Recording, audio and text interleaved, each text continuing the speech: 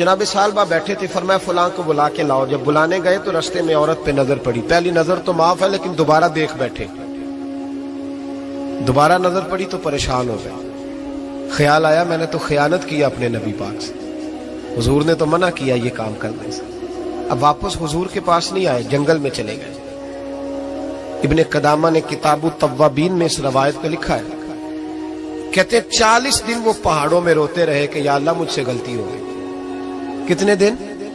اب ہمارا شغل ہے، اس کو لوگ گناہ ہی نہیں سمجھتے، بدنگاہی تو کوئی گناہ ہی نہیں، اب تو یہ شغل ہے۔ اب تو ہمارے ہاں معاذ اللہ تعالیٰ سیانے بیانے بندے بیچ بیٹھے ہوتے ہیں جب یہ باتیں ہو رہی ہوتی ہیں، یہ شغل ہے ہمارا۔ اب تو ابا کے سامنے بچہ وال پیپر گندی تصویر کا لگایا ہوتا ہے پر وہ کہتا ہے با عمر ہے نا جی، عمر ہے نا جی، مجھے پتہ ہی نہیں یہ کتنا گند کر رہا ہے، یہ تباہ ہو جائے گا روحانی طور پر۔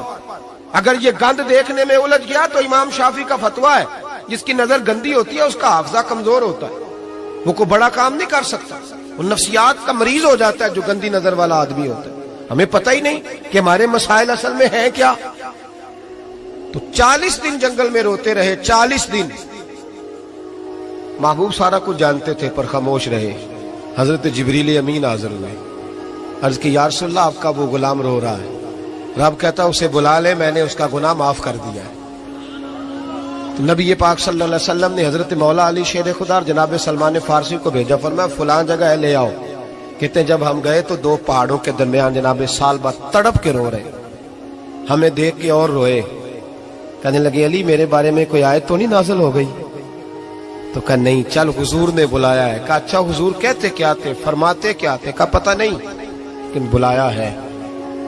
کہتے جب ہمارے ساتھ چلنے لگے مسجد نبوی قریب آئی تو کہنے لگے علی بہت بڑا گناہ کر بیٹھا ہوں، نظریں میلی ہو گئی، وضو نہیں آنکھوں کا، مجھے ڈائریکٹ نہ لے کے جاؤ حضور کے پاس، جب نبی پاک نماز کی نیت باندھ لینا پھر میں جاؤں گا، میں پیچھے کھڑا ہو جاؤں گا حضور کے، میری طبیعت میں حوصلہ نہیں، یہاں تو پتہ نہیں میں کس طرح عشق رسول کا دعویٰ کرتا ہوں ممبر پر بیٹھ کر، اور ہماری یہ میلاد آئے گا تو محفل میلاد میں اس طرح کے دعوے ہوں گے اسٹیج پر کہ علمان والحفیظ، پتہ نہیں کیا کیا لوگ کہہ دیں گے، پتہ نہیں ہم کیا ہے اور ہم کیا کہہ رہے ہیں، من آنم کے من دانم، پتہ ہی نہیں، اور کتنا بڑا دعویٰ کر دیا۔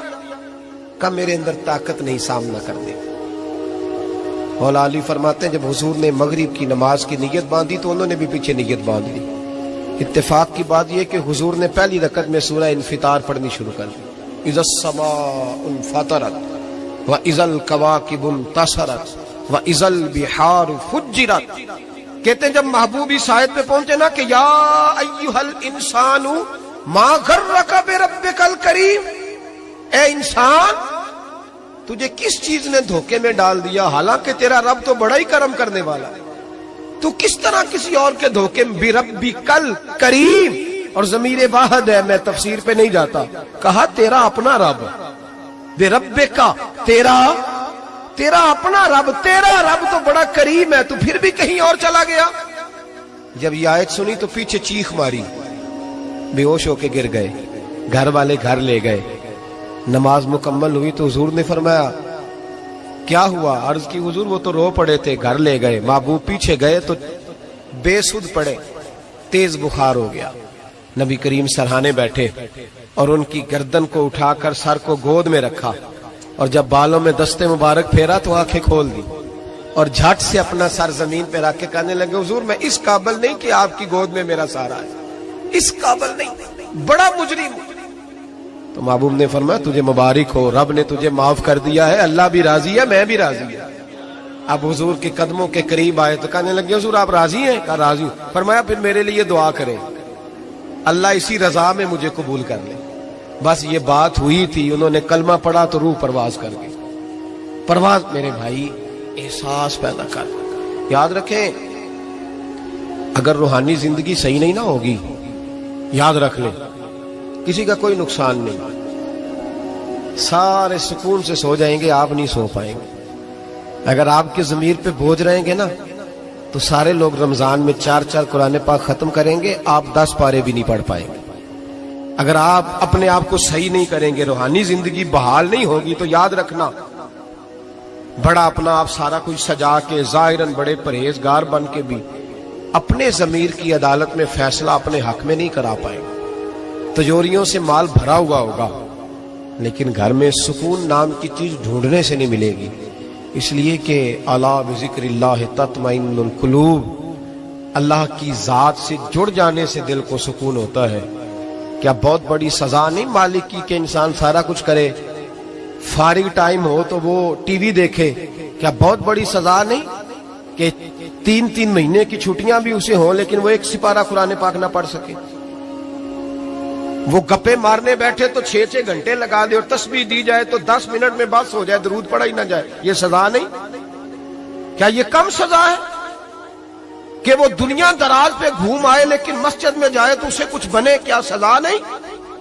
اللہ سے معافی مانگے، مل کے اس کے حضور استغفار کریں، باطن کی زندگی آباد کرنے کی کوشش کریں. چھوڑ دیں بن کے بیٹھنا، آگے آگے بڑھنا، اپنے آپ کو شمار کرنا. ہم تو میلاد کی جلسوں میں بھی بڑی کرسی تلاش کرتے ہیں، ہم تو دینی محفلوں میں بھی کوشش کرتے ہیں کوئی ہمارا نام لے کے، صحیح نام لے کے پکارے. کوئی میں میاں چنو میں تھا کل مغرب میں، تو ایک صاحب کہنے لگے ولی کامل. میں نے بعد میں ان سے کہا کہ آپ کو پتہ ہے میں کیا ہوں؟ اتنا بڑا دعویٰ میرے حق میں آئندہ نہ آپ کریں، اور مت سمجھے کہ آپ تھوڑے اچھے برے جملے استعمال کریں گے تو میں خوش ہوں گا. میں جو ہوں نا، میں اس کے اندر بڑا مطمئن ہوں، میں اسے آگے نہیں بڑھنا چاہتا. پتہ سارا ہے سردار نو کیتیاں دا، پتہ سارا ہے سردار نو کیتیاں دا، ایدہ پردہ چپایا ہی تیرا پلا ہو سی. وہ بو علی سینہ سے سنے جی، سنے بو علی سینہ سے کسی نے کہا تھا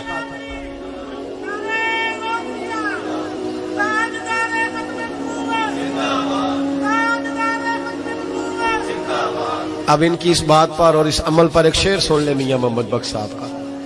میاں صاحب کہا کرتے تھے جتن جتن ہر کوئی کھیڑے تو ہارن کھیڑ فقیرہ. جتن جتن یہ تو ساری دنیا کرتی ہے نا کہ میں جیتنے جا رہا ہوں. کہتے ہیں جتن جتن ہر کوئی کھیڑے، جتن جتن ہر کوئی کھیڑے تو ہارن کھیڑ فقیرہ.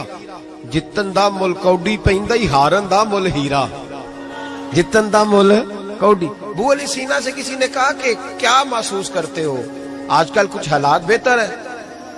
تو بو علی سینہ چونکہ حضرت ابو الحسن خرقانی کے مرید تھے، ہاں سائنسدان ہونے کے ساتھ ساتھ صوفی تھے، درویش تھے. تو بو علی سینہ کہنے لگے کیا کہتے ہو، حالات کس طرح کے؟ کہنے لگے مجھے اپنے گناہوں کا پتہ ہے، اتنے بڑے گناہوں کے باوجود میری پردہ دری نہیں ہو رہی. یہ تھوڑا انعام ہے اللہ تعالیٰ کا، اور اسی زمین پر اس کی نافرمانی کرتا ہوں، اس نے رہنے کے لیے جگہ دی ہوئی ہے، تھوڑا احسان ہے اس کا. میں صبح سے شام تک کتنی نافرمانیاں کرتا ہوں پھر بھی پیٹ بھر کے روٹی دیتا ہے، یہ تھوڑا احسان ہے. تو کہہ رہا ہے آگے بڑھا ہے کہ نہیں؟